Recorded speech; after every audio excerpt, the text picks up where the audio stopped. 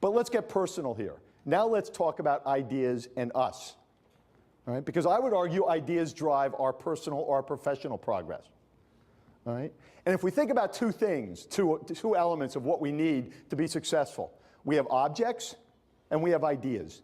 And what objects do we need to be successful? Well, we need our digital, our BlackBerry, our Apple, iPhone, whatever we have. We need computers. We need software, which is really codified ideas, but we need software. We need an automobile. We need a nice desk. We need certain things. So we need objects to be successful, no doubt. We also need ideas. How we can do our job better. How can we deliver customer service? How can we focus on the things that really matter for our firm, for our own professional career? Right? So we need ideas and we need objects. What's more important? How many people here need more objects to be successful? How many need more things? And so if we think about this, this is a picture of a gap in the Grand Canyon. Think about your object gap and your idea gap. And I would argue for me, certainly as dean of a business school, I have a lot more focus and a lot more energy and effort spent on finding great ideas to move Boston College forward. How do we do certain things with the undergraduates, the MBAs, the faculty, on and on and on? We need great ideas. So the idea gap that I face and maybe you face is much larger than the object gap. And idea hunters wake up every day and try to close that idea gap with a purpose. What ideas can I find today to be more effective as a professional to help my firm go forward? So idea hunters at work, one brief example to illustrate a few points. This is Phil Schiller. He works for Apple, BC alum. And he had a project, I don't know, 10, 15 years ago, and he was working on the iPod.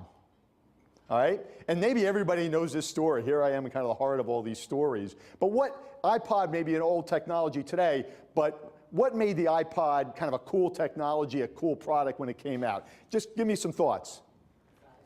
What was that? Simplicity. All right, so it was simple. What else? Small. Small. What else? Design. The design. Anything about the design? It was easy to use. Great, good answers, but none that I were looking for. I'll give you the answer, all right? What did it have that was unique at the time?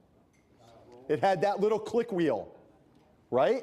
And that allowed you to find the song and push it, and that was on that small, simple device. It was easy to use. That click wheel, what's that a picture of?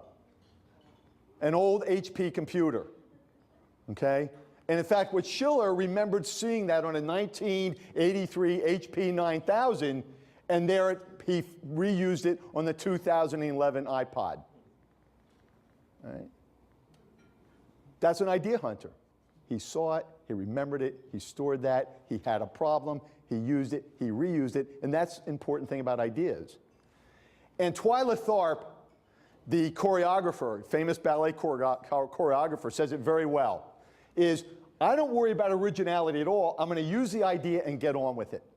So a few points here about Tharp and what Schiller is saying that is very important about the property of ideas and very important to become a great idea hunter if you believe this. First of all, creativity innovation is not about novelty. I think if someone comes to me and says, I have a new idea, I'm worried about it. Can it really be new? So it's not about novelty. It's not about originality. But it might be about reapplying old ideas and recombining old ideas for your particular situation. Okay? So innovation, and here's a fancy academic word, is recombinatory. Innovation is oftentimes finding existing ideas and recombining them for your particular problem. But you're not going to find those ideas unless you're hunting for them. Ideas will not find you. You have to find the ideas.